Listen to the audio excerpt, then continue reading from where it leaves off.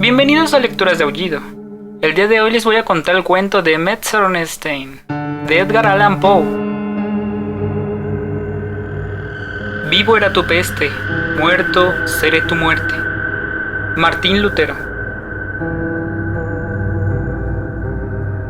El horror y la fatalidad han imperado en todos los siglos.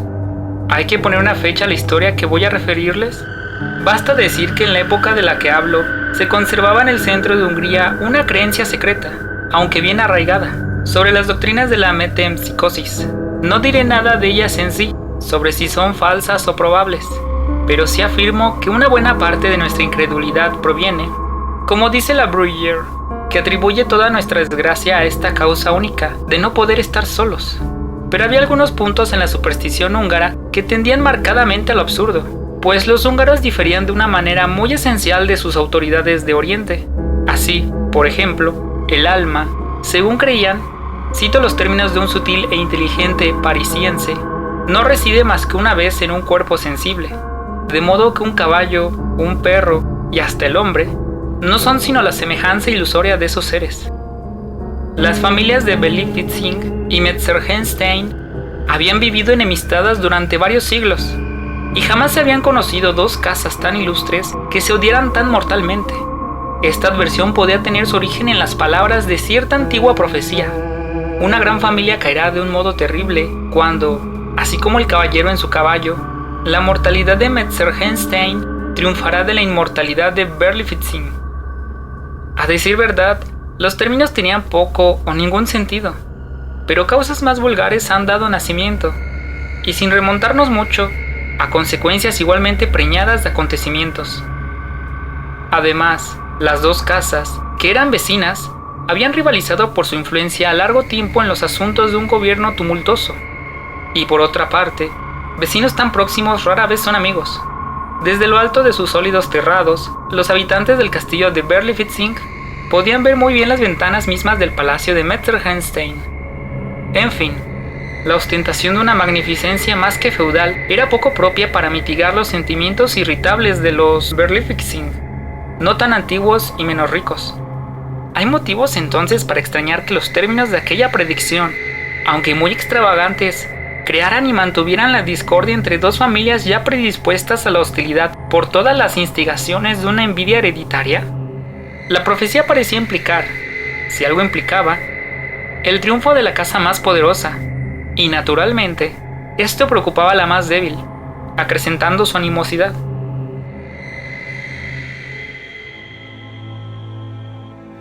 Wilhelm, conde de Berlifitzing, aunque de antigua nobleza, no era la época de la que hablo, más que de un viejo achacoso, y no tenía nada notable, como no fuese su antipatía inveterada y loca contra la familia de su rival.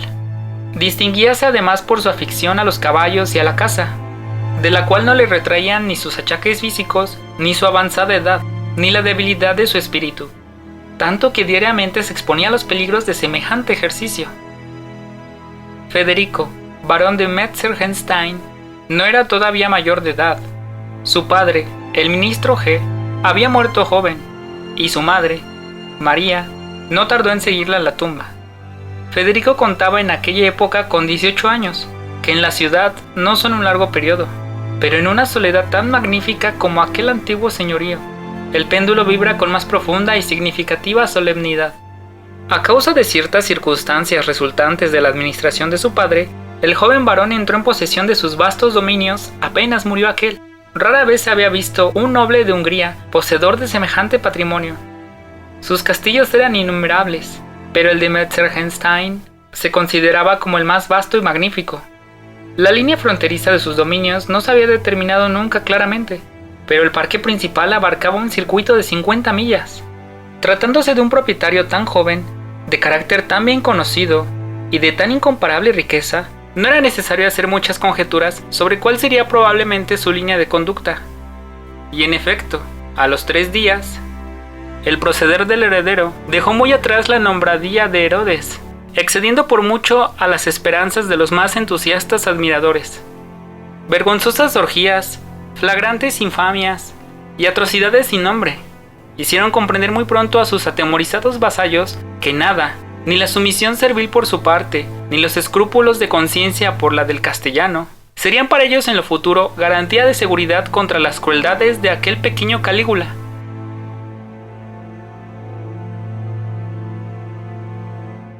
Hacia la medianoche del cuarto día, se observó que se había prendido fuego en las cuadras del castillo de Berlifitzing, y la opinión pública estuvo unánime en agregar un crimen más a la lista, ya horrible, de los delitos y atrocidades del varón. En cuanto al joven caballero, durante el tumulto ocasionado por aquel accidente, se hallaba sumido al placer en profunda meditación en una vasta cámara solitaria del piso superior del palacio de la familia de los Metzengerstein. Los tapices, ricos aunque gastados, que pendían melancólicamente de las paredes, representaban las figuras fantásticas y majestuosas de 1000 antecesores ilustres. En uno se veían prelados vistiendo ricos trajes de armiño. Grandes dignatarios estaban reunidos con el autócrata y el soberano, y ponían su veto a los caprichos de un rey, o contenían con el fiat del poderío papal el cetro rebelde del gran enemigo, príncipe de las tinieblas. En otros se representaban las sombrías y grandes figuras de los príncipes de Metzengerstein, con sus robustos caballos de guerra, que caracoleaban sobre los enemigos caídos, y más allá, se veían voluptuosas y blancas como cisnes, las imágenes de las damas de antiguas épocas, flotando a lo lejos en fantástica danza, en medio de una melodía imaginaria. Pero mientras el varón prestaba oído y aparentaba escuchar el estrépito creciente de las cuadras de Berlifitzing, meditando tal vez alguna nueva crueldad o un rasgo de audacia, sus ojos se fijaron maquinalmente en la imagen de un caballo enorme, de color extraño, representado en el tapiz como perteneciente a un antecesor sarraceno de la familia de su rival. El cuadrúpedo estaba en primer término inmóvil como una estatua, y un poco más allá, el jinete desmontado moría bajo el puñal de un Metzengerstein. En los labios de Federico surgió una expresión diabólica, como si echase de ver la dirección que su mirada había tomado involuntariamente, pero no apartó la vista. Muy lejos de ello, no podía haber motivo para que experimentase la ansiedad que al parecer le sobrecogió, envolviéndole como un paño mortuorio. Le era difícil conciliar sus sensaciones incoherentes como las de los sueños con la certidumbre de estar despierto. Cuanto más contemplaba, más absorbente era el encanto, y más imposible le parecía arrancar su mirada de aquel tapiz fascinante. Sin embargo, el tumulto que se escuchaba afuera era cada vez más ruidoso. El varón hizo un esfuerzo como a pesar suyo, y fijó su atención en una luz rojiza proyectada desde las cuadras que ardían sobre las ventanas de la habitación. Pero este movimiento solo fue momentáneo, pues las miradas del heredero volvieron a fijarse maquinalmente en el tapiz. Con grande asombro suyo observó entonces, ¡cosa horrible!, que la cabeza del gigantesco corcel había cambiado de posición. El cuello del animal, antes inclinado compasivamente hacia el cuerpo de su jinete, estaba ahora tendido rígidamente y en toda su longitud hacia el varón. Los ojos, un momento antes invisibles, tenían una expresión enérgica y humana, con un brillo rojizo extraordinario, y los labios caídos dejaban ver sus grandes dientes repugnantes. Poseído de terror, el joven varón se acercó a la puerta con paso vacilante. Al abrirla, un resplandor rojizo, iluminando a lo lejos la sala, se reflejó en la tapicería, y como el heredero vaciló un instante en el umbral, se estremeció al ver que el reflejo tomaba la posición exacta y llenaba precisamente el contorno del implacable y triunfante matador de Berlifitzing sarraceno. Para aliviar su espíritu atemorizado, el barón Federico salió rápidamente para respirar aire. En la puerta principal del palacio encontró a 3 de sus escuderos, que con mucha dificultad y gran peligro de su vida, refrenaban los botes compulsivos de un caballo gigantesco de color fuego. ¿De quién es ese caballo? ¿Dónde lo han encontrado?, preguntó el varón enojado, reconociendo al momento que el misterioso corcel de la tapicería era de un todo semejante al furioso animal que estaba viendo. «Es nuestro, señor», replicó uno de los escuderos, «o por lo menos nadie lo ha reclamado. Lo hemos agarrado cuando se escapaba, humeante y cubierto de espuma, de las cuadras abrasadas del castillo de Berlifitzing, suponiendo que perteneciera a alguna yeguada del anciano conde. Lo hemos traído aquí, pero los criados no reconocen el animal, lo cual es muy extraño, puesto que lleva señales evidentes del fuego, como prueba de haber escapado de este. Además», añadió otro escudero, «las letras W, V, B están marcadas en la frente con mucha claridad. Yo supuse que eran las iniciales de Wilhelm von Berlifitzing, pero toda la gente del castillo afirma positivamente no conocer el caballo». «Es muy singular», dijo el varón con aire pensativo, sin fijarse al parecer en el sentido de sus palabras.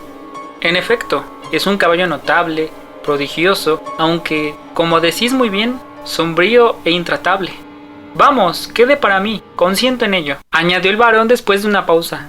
Tal vez un jinete como Federico de Metzgerstein podrá domar al diablo mismo de las cuadras de Berlifitzing. Nos engañás, mi señor. El caballo, como hemos dicho, no pertenece a las cuadras del conde. Si hubiese sido así, conocemos demasiado bien nuestro deber para haberlo conducido a presencia de una noble persona de su familia. Es verdad, repuso el barón secamente. En aquel momento llegó un paje del palacio apresuradamente y dijo a su señor en voz baja que había desaparecido un tapiz de la habitación que designó. Después extendiéndose en detalles minuciosos, pero como lo decía todo casi al oído de su señor, los escuderos no pudieron satisfacer su curiosidad excitada. Durante esta conversación, el joven Federico parecía agitado por diversas emociones, pero muy pronto recobró su sangre fría y se pintó en su semblante una expresión de maldad al dar órdenes para que se condenase al punto la citada cámara y se le entregaran las llaves. ¿Han sabido la deplorable muerte de Berlifitzing, el viejo cazador?, preguntó al barón uno de sus vasallos cuando se hubo alejado el paje, mientras que el enorme corcel, adoptado por el heredero, se precipitaba, saltando con redoblada furia, por la avenida que conducía desde el palacio a las cuadras de Metzgerstein. No, contestó el barón, volviéndose bruscamente hacia el que hablaba. ¿Dices que ha muerto? Es la pura verdad, señor, y supongo que no le desagradará mucho la noticia.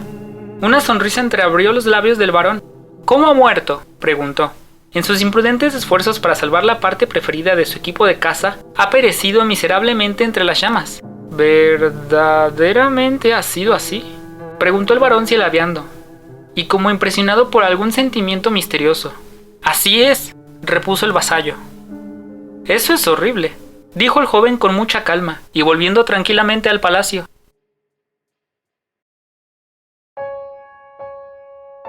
A partir de aquella época, se observó un notable cambio en la conducta del joven libertino, el barón Federico von Metzgerstein, conducta que burlaba todas las esperanzas y daba al traste con las intrigas de más de una madre. Sus costumbres y manera de obrar difirieron cada vez más de las de la aristocracia de los alrededores. No se le veía nunca fuera de los límites de su propio dominio, y en el mundo sociable no se le conocía compañero alguno, a menos de que se le considerase que el enorme caballo impetuoso, de color de fuego, que montaba siempre desde aquella época, tenía en realidad algún derecho misterioso al título de amigo.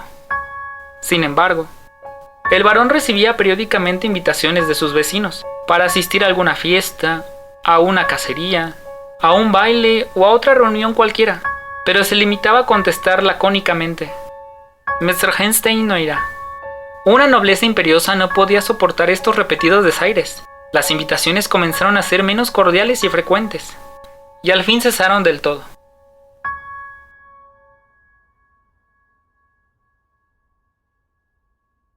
Se había oído decir a la viuda del desgraciado conde de Berlifitzing que su más ardiente deseo era que el varón se quedase en casa cuando no deseara estar en ella, puesto que despreciaba la compañía de sus iguales, y que se viera a caballo cuando no quisiera montar, puesto que prefería a sus semejantes la sociedad de un cuadrúpedo. Esto no era seguramente más que la simple explosión de un pique hereditario, y probaba que nuestras palabras llegan a ser singularmente absurdas cuando queremos darles una forma extraordinariamente enérgica. Las personas caritativas, sin embargo, atribuían el cambio de conducta del joven caballero al pesar natural de un hijo privado prematuramente de sus padres, pero olvidando sin duda su inocuo proceder durante los días que siguieron a la irreparable pérdida. Hubo algunos que supusieron en el varón un sentimiento exagerado de su importancia y de su dignidad, mientras que otros, y entre ellos tal vez el médico de la familia, hablaban siempre de una melancolía morbosa, de un mal hereditario, pero entre la multitud se hacían insinuaciones más tenebrosas, de carácter equívoco. A decir verdad, el perverso cariño del varón al caballo recientemente adquirido, cariño que parecía tomar más incremento cuando el animal manifestaba sus feroces y diabólicas inclinaciones, llegó a ser a los ojos de todas las personas razonables una ternura horrible, contraria a la naturaleza. En medio del día, en las horas silenciosas de la noche, enfermo o sano, en la calma o en la tempestad, el barón de Metzgerstein parecía clavado en la silla del caballo colosal, cuyo carácter intratable se avenía tan bien con el suyo. Había además circunstancias que, relacionadas con los recientes acontecimientos, comunicaban un carácter sobrenatural y monstruoso a la manía del caballero y a las capacidades del animal. El espacio que franqueaba en un solo salto, medido cuidadosamente, resultaba exceder de una manera asombrosa los cálculos más exagerados. El varón, por otra parte, no había puesto ningún nombre particular al cuadrúpedo, aunque todos los demás tenían el suyo. Y aquel caballo tenía una cuadra particular, separada de las otras. Solo su amo le cuidaba, porque nadie se atrevía a tocarlo, ni siquiera entrar en el sitio donde estaba. Algunas pruebas de inteligencia particular en la conducta de un noble corcel lleno de ardimiento no bastarían seguramente para llamar la atención de un modo exagerado, pero ciertas circunstancias hubieran hecho impresión en los espíritus más escépticos y flemáticos, y se decía que algunas veces el animal había hecho retroceder de espanto a la multitud curiosa ante la singular significación de su marca, añadiéndose que el joven Metzgerstein había palidecido ante la mirada del ojo casi humano del caballo. Entre toda la servidumbre del varón, no se encontraba un solo individuo que dudara del afecto extraordinario que inspiraban al joven heredero las brillantes cualidades de su corcel, exceptuándose, sin embargo, un insignificante pajecillo muy feo y antipático, de cuya opinión no se hacía aprecio. Tenía el descaro de asegurar que su amo no montaba nunca sin experimentar un inexplicable y casi imperceptible estremecimiento, y que al volver de sus largos y acostumbrados paseos se observaba en las facciones del heredero una expresión de triunfante malicia.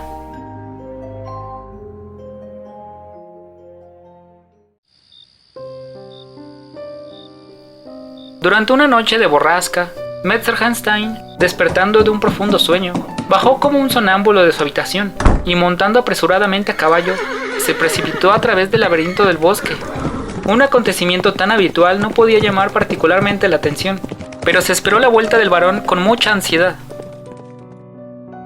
A las pocas horas de ausencia, las magníficas construcciones del palacio de Metzgerstein comenzaron a crujir y a retemblar hasta sus cimientos, bajo la acción de un fuego devorador e irresistible. Y en el momento en que se vieron las llamas, los progresos del elemento devorador hubieran hecho inútiles todos los esfuerzos para salvar una parte cualquiera de los edificios. La población de las inmediaciones contemplaba perezosamente, con silencioso asombro sino apatía, aquella triste escena. Pero un objeto terrible llamó muy pronto la atención de la multitud, demostrando hasta qué punto es más intenso el interés excitado por una agonía humana que por el más espantoso espectáculo de la materia inanimada. En la larga avenida de añosas encinas que comenzaba en el bosque, terminando en la entrada principal del palacio de Metzgerstein, un corcel, cuyo jinete llevaba la cabeza descubierta y el traje en desorden, saltaba con una violencia solo comparable con el demonio de la tempestad misma. El caballero no podía evidentemente reprimir aquella desenfrenada carrera. La expresión de angustia en su rostro, los esfuerzos convulsivos de todo su ser, daban testimonio de aquella lucha sobrehumana. Pero de los labios del jinete, lacerados a fuerza de oprimirse, solo se escapaba un grito ronco. Un momento después, el choque de los cascos resonó con un ruido agudo y penetrante que dominó el estrépito del incendio y el mugido del viento. Después, franqueando de un solo bote la gran puerta y el foso, el corcel se lanzó en las escaleras abrasadas del palacio, desapareciendo con su jinete entre un torbellino de llamas. Entonces se calmó de repente la furia de la tempestad y volvió a reinar una calma serena.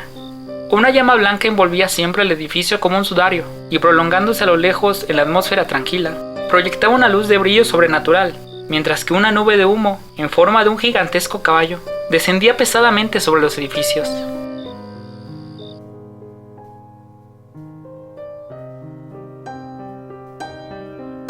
Muchas gracias por escuchar el cuento del día de hoy. Si eres nuevo en el canal, no olvides suscribirte, para que puedas escuchar más de estos cuentos e increíbles historias. Si te gustó el cuento, no olvides dejar tu like y compartirlo con tus familiares y amigos. Dime en los comentarios qué te pareció esta historia. Te dejo una selección de cuentos que seguramente te encantarán.